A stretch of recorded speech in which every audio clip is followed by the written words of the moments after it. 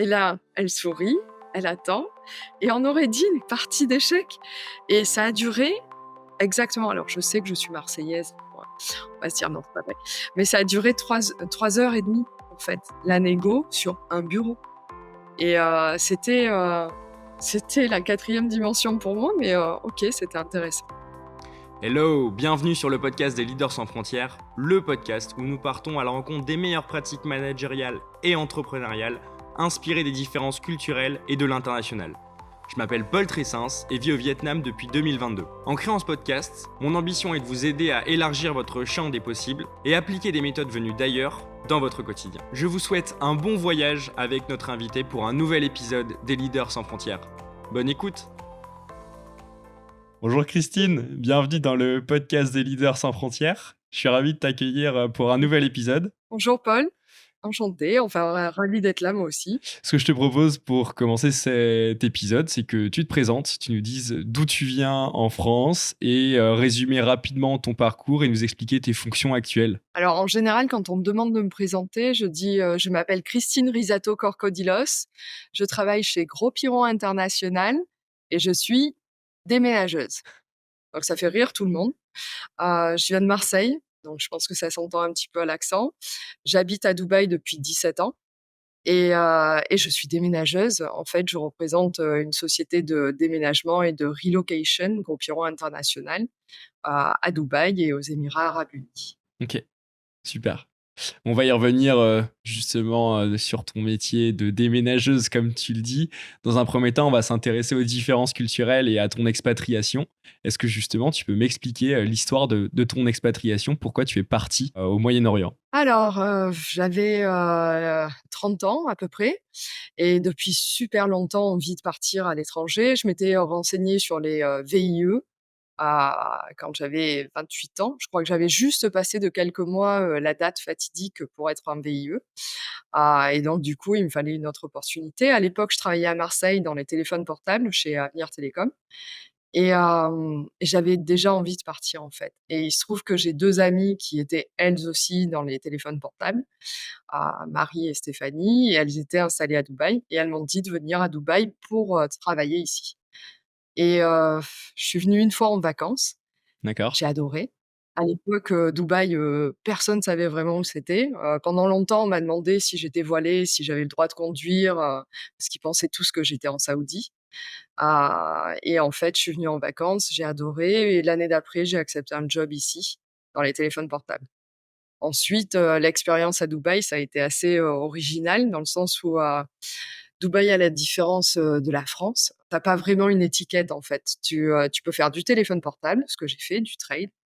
Ensuite, j'ai fait de l'immobilier, juste avant la crise mondiale, 1 mois avant. Ensuite, j'ai fait de l'immobilier, mais en location, ce qui m'a permis d'apprendre vraiment les différents endroits de Dubaï, et tout ça et je te parle de ça, c'était il y a 16 ans et du coup, j'ai travaillé en relocation. Donc relocation, c'est l'accueil des nouveaux arrivants quand ils viennent à Dubaï, donc leur trouver une propriété à louer, Ok. à une école, tu vois? S'installer en fait dans les lieux et pouvoir travailler rapidement. Et de là ensuite, il y a 6 ans, j'ai rejoint, Croppiron International pour faire de la relocation et du déménagement. Ok. Une expérience un peu folle quoi, tu vois? Super, génial. Tu parles justement de ton arrivée, où on te demandait: «Est-ce que tu te voiles?» Justement, je pense qu'il y a peut-être une méconnaissance par rapport à ça ou peut-être expliquer. Alors déjà, quand tu arrives dans le pays, quel est toi l'un de tes plus grands défis culturels auxquels tu as été confronté? Alors, le premier job que j'ai eu, j'ai, travaillé dans une boîte irakienne et j'ai managé des Indiens. Donc ils étaient tous musulmans, il y a 17 ans. Moi j'arrivais, française, catholique, femme et j'avoue qu'à l'époque c'était, encore plus particulier, à Dubaï parce que, même si à Dubaï tu peux être manager en tant que femme, et tu peux avoir une autorité, il fallait vraiment, asseoir son autorité. C'était pas évident que ça allait fonctionner et là je me suis retrouvée face à des des particularités au niveau des éducations, en fait. Tu vois, par exemple, j'ai déjà managé des équipes en France et en fait, je suis beaucoup dans le dialogue, dans l'explication et pas vraiment dans l'autorité. Et là, il a fallu, que j'assoie mon autorité différemment, où il a fallu que je me mette parfois à crier ou à tu sais, à vraiment avoir une autre façon de t'exprimer, mais pas parce que tu es énervé ou parce que tu as pas de respect pour les autres, mais juste parce que pour être compris à l'époque par mon équipe, il fallait qu'ils comprennent que c'était moi qui étais le chef, en fait, quelque part. C'est très en fait, c'est bizarre d'expliquer ça quand, on est français avec une éducation française, mais particulièrement en tant que femme, à l'époque, il fallait que je m'affirme différemment Et et c'est-à-dire, ça est-ce m'est que tu as arrivé une dans cette anecdote équipe-là. justement à me raconter sur ça, sur la façon dont il a fallu que tu affirmes ton autorité, une situation marquante où tu t'es dit: «Bon, bah, là, je peux plus utiliser mes méthodes Alors de management classiques françaises et il faut que je switch»? alors, par exemple, j'avais un comptable, tu vois, qui était indien et qui me regardait de bas en haut en se demandant vraiment ce que je faisais là et ça se voyait dans son attitude et en tant que directrice des ventes, il fallait que j'aie les chiffres des années précédentes. Donc je lui ai demandé gentiment plusieurs fois, je suis revenue sur la question, je lui ai envoyé des mails et puis au bout d'un moment, je me suis rendu compte qu'en fait, il avait pas de respect pour moi parce que je ne m'affirmais pas de la même façon qu'il attendait qu'on s'affirme. Et donc je suis rentrée dans le bureau où il y avait une dizaine de personnes et je lui ai hurlé dessus en lui disant que je voulais les chiffres. Et je peux t'assurer que pour moi, c'était compliqué parce que je suis vraiment pas quelqu'un qui crie ou qui a cette façon de s'exprimer et il me les a donnés. Alors que ça faisait 1 mois et demi que j'attendais les chiffres, et que sans ça, je pouvais pas travailler et donc quand je les ai eus, bah, j'ai compris que, en fait, c'est une façon de s'affirmer, nécessaire, selon les personnes que tu as en face de toi, selon l'éducation qu'ils ont reçue. Et comment tu as senti qu'il fallait justement que tu élèves la voix, tu cries, comme tu dis? C'est quoi? C'est en t'inspirant justement d'autres personnes autour de toi qui justement arrivaient à obtenir ce qu'ils voulaient, dans cet environnement-là? Qu'est-ce qui a fait ce switch de, une demande classique, polie, française, on va dire, à une demande un peu plus internationale, un peu plus frontale? Oui, bah, c'est en fait, effectivement, c'est ça, c'est l'inspiration autour de moi. Notre, directeur était irakien. Heu, Lui passait son temps à hurler, ce que je trouvais vraiment déplacé et malgré tout, les gens l'écoutaient et faisaient ce qu'il demandait et donc au bout d'un mois, mon directeur m'a dit: «Écoute, si tu as pas les chiffres, bah, c'est que tu sais pas travailler». Et donc du coup, il a fallu que je trouve une nouvelle ressource et donc je me suis inspirée de lui et quand j'ai vu que ça fonctionnait, ça m'a heurtée moi en tant qu'Européenne avec mon éducation et mon mode de management habituel en France et malgré tout, bah, en fait, c'est une note à utiliser en fait. Tu es obligé et tu dois le faire donc tu le fais Mmh. et effectivement ça fonctionne. Alors, je te dis pas que je fais ça tout le temps, hein, mais quand c'est nécessaire tu sais que, ben, tu peux l'utiliser OK. Tu et parles tu dois l'utiliser. Ouais. Tu parlais aussi, quand on a commencé notre échange de, les gens te demandaient si tu devais te voiler et cetera. Quand tu arrives justement, aux Émirats arabes unis, en 2016, comment ça se passe? Est-ce que tu peux décrire un petit peu, l'environnement culturel?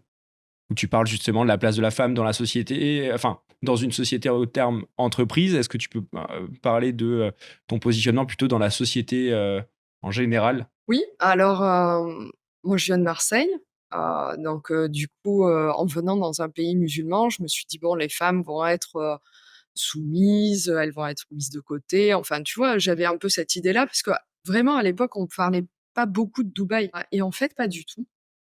J'ai été vraiment surprise parce que j'ai eu une position de manager dès le début, beaucoup de respect de la part, des gens autour de nous. Alors, il se trouve que Dubaï, c'est très policé, tu as des caméras partout, c'est sécurisé, heu, mais en fait, un respect des femmes, même s'il est obligatoire, il est là. Quand tu vas dans des administrations, tu as des lignes spécifiques pour les femmes, donc c'est aussi une certaine forme de respect et en fait, tu te sens privilégiée en tant que femme et sécurisée et en tant que manager, tu as un respect aussi, de la part, des autres, alors Évidemment, tu vois, là, je te parlais, du mode de travail, de gestion, d'une équipe indienne, et pakistanaise.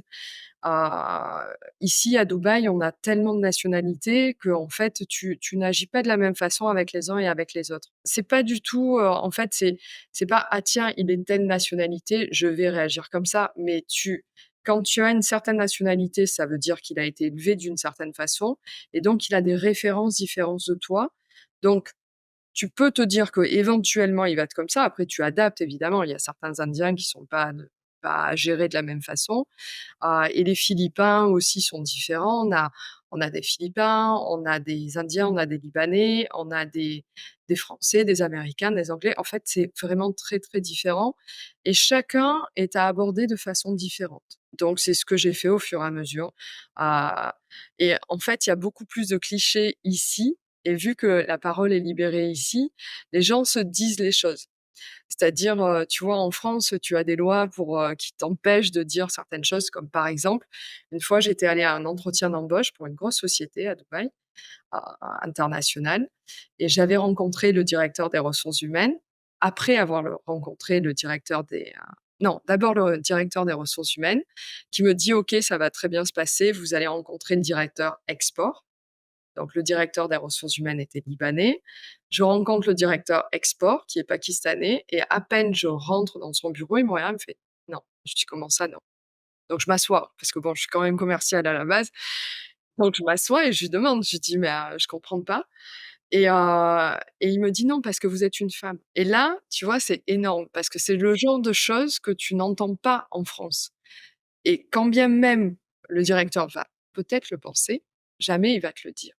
Et là, du coup, j'ai voulu aller plus loin dans la discussion et je dis: «Je comprends pas, en fait. Si je correspond les ressources humaines m'ont dit: «C'est OK», pourquoi est-ce que vous voudriez pas que je sois, responsable export, en Amérique latine?» puisque je parle espagnol et en fait, il m'a dit: «Non, je peux pas faire ça à votre mari, c'est pas possible». À la fin, j'ai pas été prise et je peux te dire que je me suis posé la question, si j'aurais préféré qu'ils me disent: «Non, parce que vous n'avez pas les compétences pour X ou Y raison», ou bien de façon très officielle: «Non, parce que je suis une femme» et donc forcément ça remettait pas en cause mes compétences. Mmh, Tu vois? C'est très, OK. les choses se disent.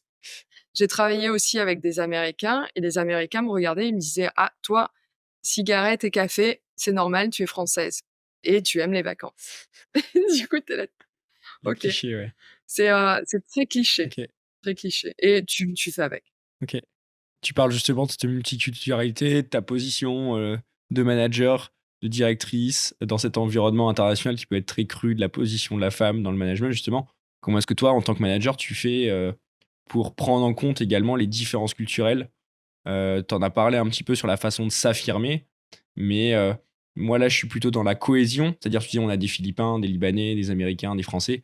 Comment est-ce que tu fais pour rassembler aussi toutes ces personnes derrière toi, derrière un seul projet? Beaucoup d'écoute. Donc tu vois, quand je te dis qu'il faut savoir d'où viennent les gens, parce qu'en fait, tu as besoin de leurs références pour pouvoir les comprendre. Mmh, Donc beaucoup d'écoute avec beaucoup de compassion aussi parce qu'il y a certaines choses qui vont avoir, comme frein qui en fait, tu vas devoir faire avec. Donc tu écoutes les gens et ensuite tu leur expliques le target commun.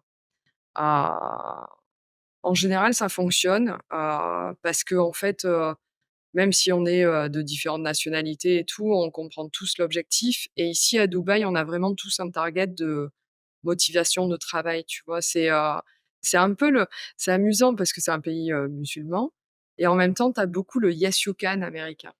OK. Tu sais, on est tous, partants, en fait. Il suffit d'avoir une bonne direction, on explique clairement les choses et ça suit. La première chose que je dis à mes équipes en général, c'est, justement suite au fait que, tu vois, on est dans un pays anglophone et que moi, je ne suis pas anglophone de naissance.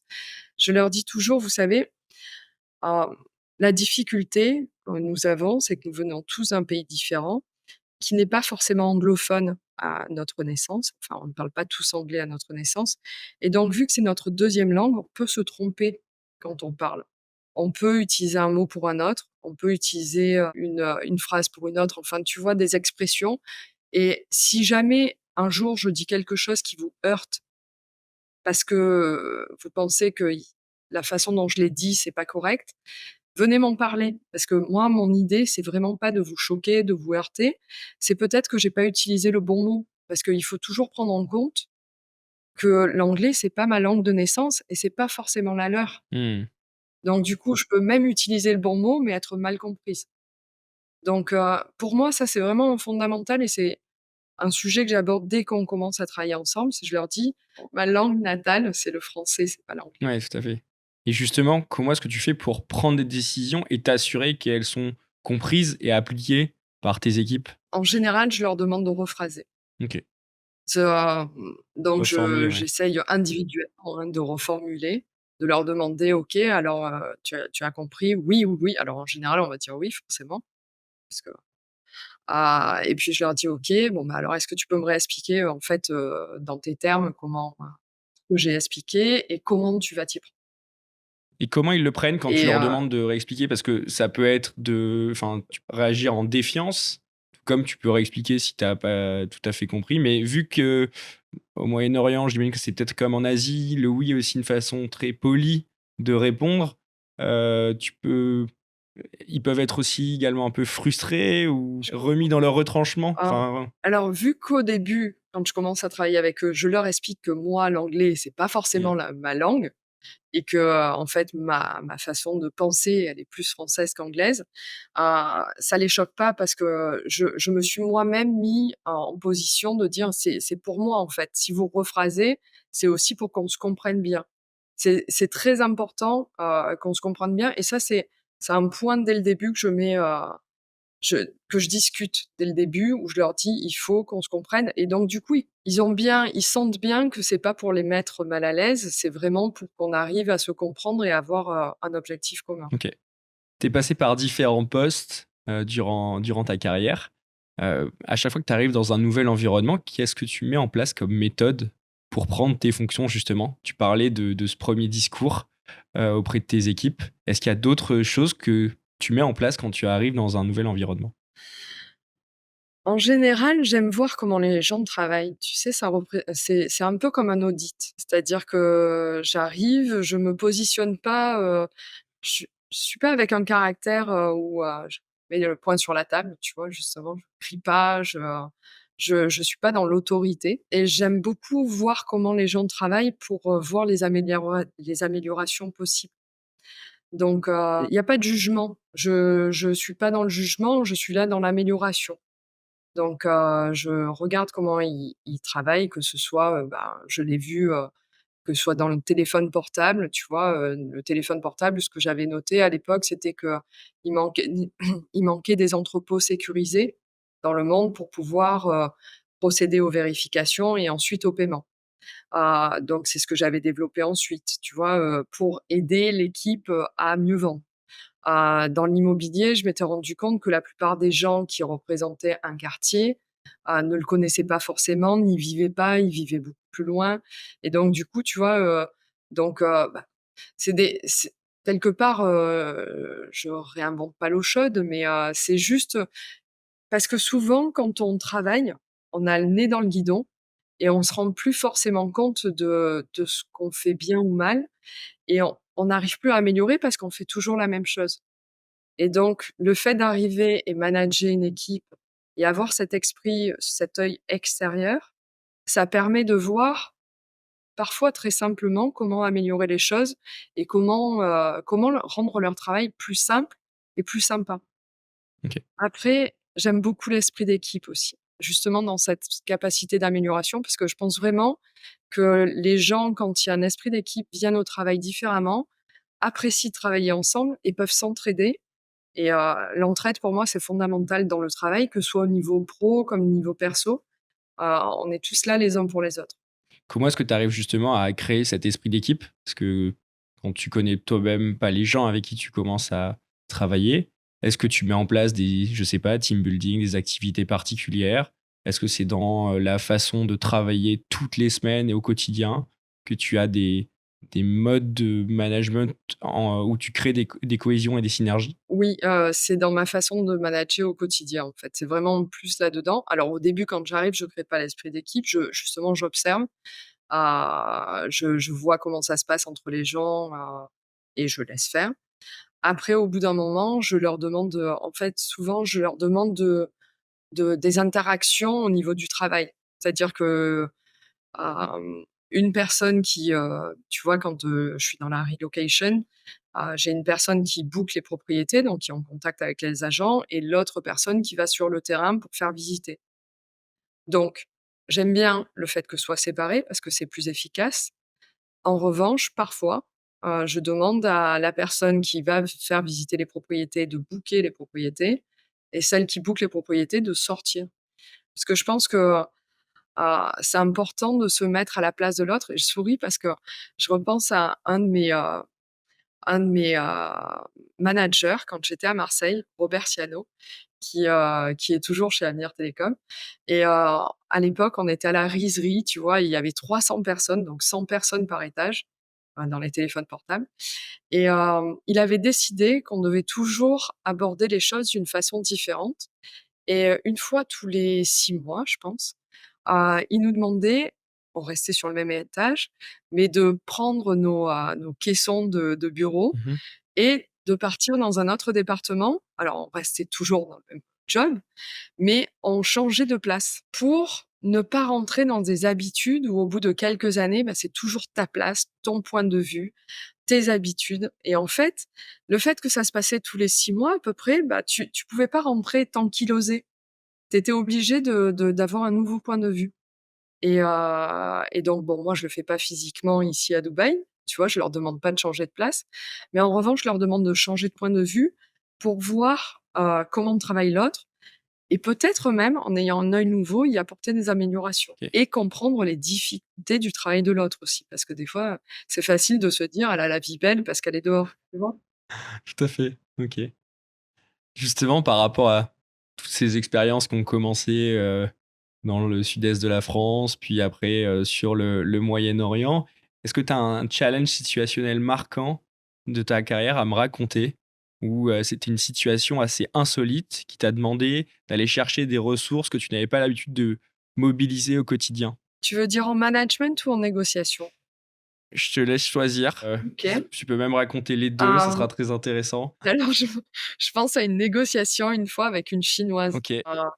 On devait, donc là, j'étais en charge de la gestion des bureaux, donc de One, en fait, pour qui je louais des bureaux et l'immeuble venait d'être acheté par des Chinois et on avait, un contrat de location qui, s'arrêtait et donc c'est la moitié de notre équipe qui allait, se faire virer des bureaux et l'autre moitié qui restait dans les bureaux et donc il fallait que je négocie qu'on parte tous ensemble au bout de 4 mois et non pas la moitié maintenant et la moitié après.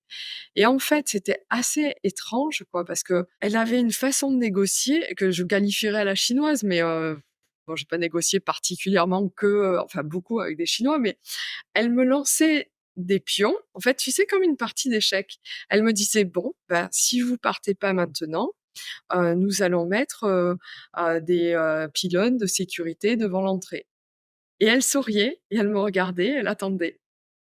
Et moi, je la regardais en souriant aussi, donc je prenais un temps et je lui répondais: «Bon, bah, très bien, si vous mettez des pylônes de sécurité, nous serons obligés de bouger nos équipes dans la deuxième partie du bureau et à ce moment-là, de rester jusqu'au bout des 6 mois et vous serez embêtés pour les travaux». Et là, elle sourit, elle attend et on aurait dit une partie d'échecs et ça a duré exactement, alors je sais que je suis marseillaise, on va se dire: «Non, c'est pas vrai», mais ça a duré 3 heures et demie, en fait, la négo sur un bureau et c'était la quatrième dimension pour moi, mais OK, c'était intéressant.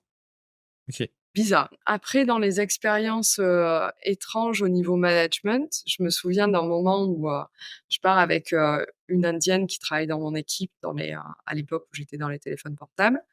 On va dans les différents magasins qui sont à Shindaga, donc quartier indien. Je rentre dans les magasins, je te parle de ça il y a 17 ans. Je rentre dans les magasins, je serre la main à chaque personne que je rencontre, donc des indiens et je présente ma collègue Jazz qui est avec moi et qui ne leur serre pas la main et au bout de 5-6 magasins visités comme ça, je lui dis: «En fait, Jess, quand même, ça serait bien que tu serres la main aux gens, c'est plus professionnel». Et là, elle me dit: «Non, mais je voudrais pas qu'ils me prennent pour une fille facile». J'étais là, je lui dis: «Pourquoi serrer la main? Ça veut dire que je suis une fille facile?» Et elle me dit: «Peut être perçue comme ça». Et je lui dis: «Mais pourquoi Ouais, tu dans m'as la rien dit?» représentation indienne. Et là, D'accord. OK. elle me dit: «Parce que tu es mon manager». Et donc j'ai fait: «Ah mince». OK. Donc j'ai arrêté de serrer la main, dans le métier, je me suis dit que voilà, donc c'était assez, c'est des choses que tu vis où tu te dis: «Mince, OK, au niveau des références» et le nombre de fois où j'ai essayé de serrer la main à des arabes locaux, tu sais, des arabes d'ici, de Dubaï. Et en fait, les hommes te serrent pas forcément la main en tant que femme, quoi. Ils vont faire ça, mais ils vont pas te serrer la main. Donc et moi j'arrivais avec ma main comme ça et je faisais: «Ah». C'est, Toujours des petits délicat de moments où on voilà, par rapport aux différences culturelles, de savoir où se positionner et appréhender, exact. une situation aussi, dans sa globalité avec, tout tu parlais des références de l'éducation. Là, on est en plein dedans, avec, ces différents exemples que tu viens de citer. Grand moment de solitude. Ouais, j'imagine. OK, intéressant. Est-ce que tu as vécu un échec dans ta carrière? Est-ce que tu peux me raconter, cette épreuve et ce que tu as mis en place justement pour rebondir? Parce qu'on parle des réussites, on parle des succès, c'est très intéressant, mais moi je m'intéresse Non, aussi mais aux échecs. Je trouve que c'est dans les échecs qu'on arrive à sortir des choses intéressantes et qu'il y a le plus à apprendre en fait, finalement. c'est tellement vrai et en plus, tu te rends compte, en fait, au bout de quelques mois, voire quelques années, que ce que tu as fait à ce moment-là, au moment de l'échec, t'a permis de partir sur une autre fonction. Donc je vais te donner l'exemple, un énorme échec dans ma vie. Hem, 1 mois avant la crise mondiale, je décide de faire de l'immobilier à Dubaï parce que La crise mondiale, la clairement crise de 2008? de Ouais, OK. 2008, de 2008. Donc 2007, juste avant, une de mes amies me dit, «On fait facilement 20 000 € par mois de commission». Je lui dis: Alléchant. «Moi aussi je veux être alléchant et moi aussi je veux être riche donc OK, j'y vais». Donc je quitte, le monde du téléphone portable, je pars dans l'immobilier. Effectivement, en un mois, j'ai fait 20 000 € de commission. Et là, j'étais persuadée que ça allait changer ma vie, que j'allais être riche et c'était même pas compliqué en plus à l'époque parce qu'il y avait tellement d'acheteurs qui voulaient des appartements, des villas, des étages. Un mois après, donc c'est la crise mondiale et là, je me rends compte que c'est l'horreur parce que Dubaï est vide. Dubaï a été vidé, en j'allais dire en une journée, mais non, mais en fait, si tu veux, j'ai eu un moment, de vie assez étrange où, tu te retrouves sur la Sheikh Zayed, donc la plus grande, avenue de Dubaï.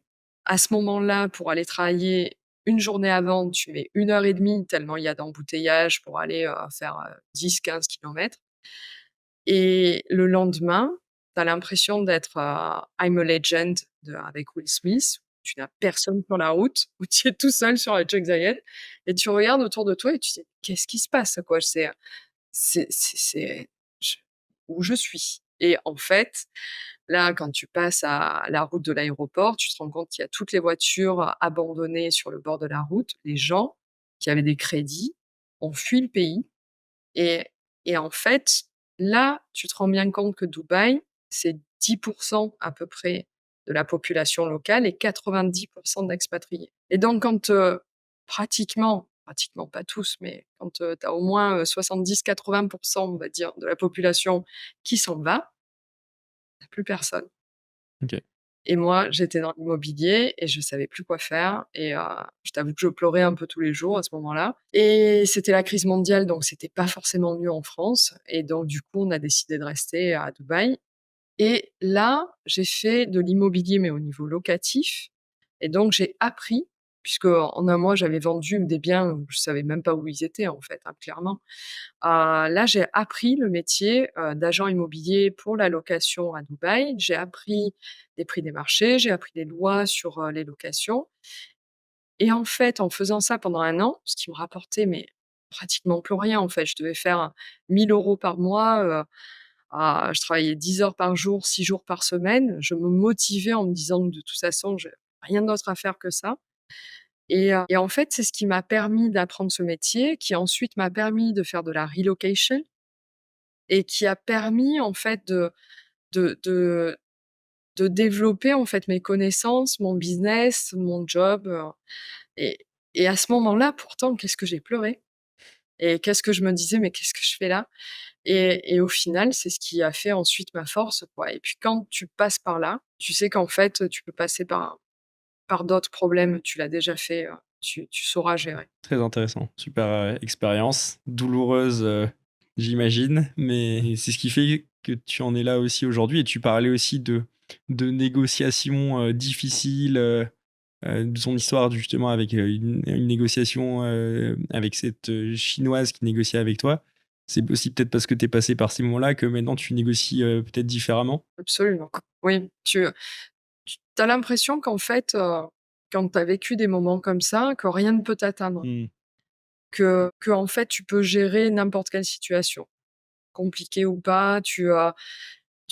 Alors évidemment, le target, c'est vraiment justement, de t'améliorer, de faire des choses, mieux, plus, voilà, qui soient bien professionnelles et tout ça. Mais c'est vrai que, des négos, j'ai déjà eu, 3 personnes qui négociaient face à moi et je me disais: «J'ai connu pire». Mmh. Et parce qu'effectivement, quand tu as plus de job, et que ici tu n'as pas, et c'est normal, on n'a pas d'impôts, donc on n'a pas de chômage, on n'a pas de sécurité sociale, donc c'est à toi de payer tes factures quoi qu'il arrive.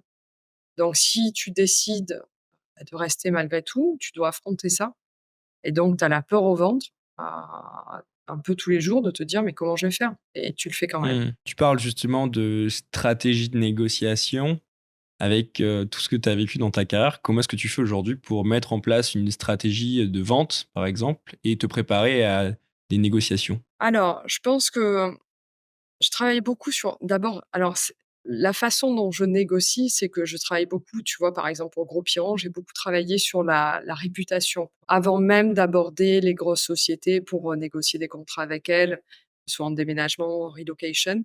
Mais il a fallu d'abord asseoir notre réputation et asseoir notre réputation, ça passait par améliorer les process, du déménagement, de la relo, tu vois? Faire vraiment une belle entreprise ici, comme elle l'est déjà en France ou à Hong Kong. Et donc du coup, tu vois, il fallait vraiment améliorer ça. J'aurais pas pu, aller directement négocier quelque chose sans être sûre de ce que je vendais. Je pense que ce soit dans les téléphones portables, dans l'immobilier, dans les services comme DEM, le déménagement, il faut vraiment être sûr de son service, en fait. Je pense vraiment que quand, tu vends quelque chose, il faut que tu te dises: «J'apporte une plus-value à mon acheteur». Si c'est pas le cas, je saurais pas le vendre. Et donc du coup, tu vois, pour le service ici, il a fallu que je sois sûre que tout était OK et donc vérifier chaque point, analyser, tu vois, comme je te disais, faire de l'audit un peu, pour améliorer tout ça et être sûre qu'on apporte un service qui soit vendable et que donc du coup, je prenne plaisir à le vendre. Et donc en négo, quand on me dit: «Oui, mais les autres ont un prix beaucoup plus bas», ce qui peut arriver, hein, parce qu'on est dans un marché compétitif, je leur dis: «Mais on ne vend pas la même chose. Vous avez l'impression que c'est du déménagement de la même façon, il y a des cartons, mais on le fera pas de la même façon. La relocation, c'est pareil. C'est un Vraiment, et j'en suis convaincue. Sinon je pourrais pas tu vois, je pourrais pas l'aborder comme ça, en fait. Mmh. Et surtout, mon target, et ça l'a toujours été, c'est le long terme. Donc j'ai pas envie d'avoir des clients un jour qui sont plus là le lendemain. Moi, je travaille sur du long terme. OK. Ouais, donc croire en ton produit, en ton projet, en ce que tu vends, de façon à être persuadé qu'au fond, c'est un win-win tout simplement. Si tu as un client qui te fait confiance, il sera satisfait, à la sortie. C'est ça. Après enfin, comme dans toutes Oui, les oui, oui. industries, tu peux avoir des problèmes, tu vois, qui peuvent arriver. Mais effectivement, il faut que 99,9 du temps, tu sois bon. Mmh. Et que tu gères même s'il y a des problèmes, ce qui fait que tu es bon, c'est que tu les appréhendes justement. Ça aussi, c'est important. Tu vois? Parce qu'on dit toujours: «Ouais, être un bon commercial, vendre un bon produit», oui, mais des fois quand il y a des problèmes, si tu disparais au moment où il y a des problèmes, tu gères pas quoi, en fait. Et en fait, l'idée, c'est vraiment gérer, et essayer de trouver des solutions. OK. Comment est-ce que tu continues de progresser aujourd'hui? J'ai un En fait, tout m'intéresse. Tu sais, quand tu développes un service, donc c'est amusant que tu dis ça parce que j'y pensais hier soir et je me disais: «Donc, Là, maintenant, Dubaï, c'est OK, Abu Dhabi, c'est OK, la Saoudi. Donc tu vois, en fait, le mois prochain, je vais aller en Saoudi, je vais regarder un petit peu ce qui se passe là-bas, Riyad. Le monde est à nous, quoi, en fait. Tu vois ce que je veux dire? C'est, progresser, c'est avoir l'esprit ouvert et regarder comment tu peux changer les choses. Alors ma façon de voir mon travail, c'est que j'aide les gens, en fait. Alors c'est assez drôle parce que tu vas te dire: «Je suis pas coach, je suis pas psy, pas docteur».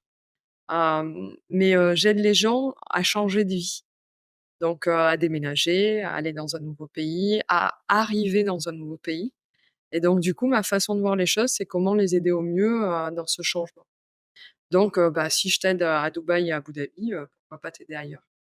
OK. Donc j'évolue là-dedans et donc vu que je suis très curieuse sur ces choses-là, voir dans d'autres pays, je pense que c'est une bonne option. OK. Est-ce que tu as une, citation ou une maxime qui te guide dans ta vie? C'est, «Il n'y a pas de problème sans solution». C'est vraiment, c'est ma maxime et ça s'applique dans ma vie pro comme dans ma vie perso. Le meilleur conseil qu'on t'ait donné dans ta carrière? Ah, ça c'est, Kirk Clements quand j'étais chez Move One qui m'avait dit, j'étais terrorisée. Alors lui est américain et j'étais terrorisée à l'idée de faire des erreurs et il m'avait dit: «Mais j'espère bien que tu vas faire des erreurs». «Ah bon?» Il me dit: «Parce que si tu fais pas d'erreurs, ça veut dire que tu fais rien. Ça veut dire que tu innoves pas, ça veut dire que tu restes dans ton coin et tu fais ton truc et c'est tout. Fais des erreurs, ne les fais pas 3 fois les mêmes, mais fais des erreurs». Donc je l'applique. OK, intéressant. Est-ce que tu peux prodiguer un conseil à une personne justement qui souhaite s'expatrier? Toi, la spécialiste du déménagement et de la relocation. Honnêtement, moi j'avais 27, 28 ans quand, les VIE m'ont dit: «Vous êtes déjà trop vieille». Mmh. Et ça m'avait cassé mon élan. Je pense que vraiment il faut aller jusqu'au bout de ses envies. Tu vois, la vie est trop courte pour se dire: «Non, je le ferai pas parce que je suis trop vieux, je suis trop vieille, je peux pas, non, si on a l'envie, on a déjà l'essence pour aller plus loin et faut écouter ses envies et se renseigner. On a plein de structures en France, tu vois, qui peuvent t'aider, que ce soit les VIE, que ce soit, Business France, les chambres de commerce. Il faut se renseigner. On a les moyens, en fait. Il faut se donner les moyens de se renseigner, d'apprendre, de partir, d'avoir peur, d'expérimenter et justement, c'est ça vivre. C'est, avoir peur, faire des erreurs et y arriver et évoluer. OK. Est-ce que tu as un indispensable alors? Ce que j'appelle un indispensable, c'est un livre de chevet qui t'accompagne régulièrement, que tu relis souvent. Ça peut être un podcast, un journal, un film que tu consultes et qui t'accompagne dans ta vie? Il y a un livre que j'ai lu, il y a pas très, très longtemps, mais que j'adore et que je relis régulièrement. C'est Fabien Olicard qui a écrit un bouquin qui s'appelle «Le bonheur est caché dans un coin de votre cerveau» Mmh. et dans ce bouquin, justement, il aborde, la question de l'échec et si on pouvait, éliminer tous les échecs de notre vie, est-ce que ça serait bien ou pas? Et qu'est-ce qu'on considère comme un échec? OK, Et j'adore ce livre. Je le relis souvent parce qu'effectivement, justement, ça te permet d'appréhender les choses différemment. OK. Super, bah, écoute, merci, je mettrai le lien en descriptif, de l'épisode. Est-ce que tu peux me recommander, une personne pour un nouvel épisode de ce podcast? Oui, j'ai 2 personnes en tête, quoi. Stéphanie Marco, D'accord. qui est, une femme, incroyable que j'ai rencontrée au bord de la chambre de commerce, qui travaille chez EDF et qui est rentrée en France récemment et aussi, Lamia Fergen, qui travaille chez Natixis et qui est rentrée elle aussi en France et toutes les 2 ont des expériences incroyables OK. et des sacrées personnalités. Bah, super. Avec grand plaisir pour, les interroger et les contacter. Je te remercie. Où est-ce qu'on peut te suivre ou te contacter? Sur LinkedIn, en général, je suis sur LinkedIn, je suis, assez active sur LinkedIn, Christine Risato Corcodilos OK. et donc je réponds à tous les messages, et tout ça quand j'en reçois. Donc, vraiment, très heureuse d'avoir participé, à ton podcast Bah, merci beaucoup. et je trouve ton énergie et tes envies, communicatives Vraiment, Bah, merci beaucoup pour merci. ton retour, Christine. Ça a été un plaisir d'échanger avec toi. Et je te souhaite une bonne continuation, du coup, au Moyen-Orient, dans tes aventures de relocation d'accompagnement des expatriés dans leur déménagement. Notre émission s'achève. J'espère que vous avez passé un bon moment et que vous avez de nouvelles idées pour élargir vos horizons. Si vous avez aimé cet épisode, n'oubliez pas de vous abonner à ma chaîne YouTube ou d'ajouter 5 étoiles sur votre plateforme d'écoute préférée. Je vous dis à très vite pour un nouvel épisode des Leaders sans frontières. Au revoir.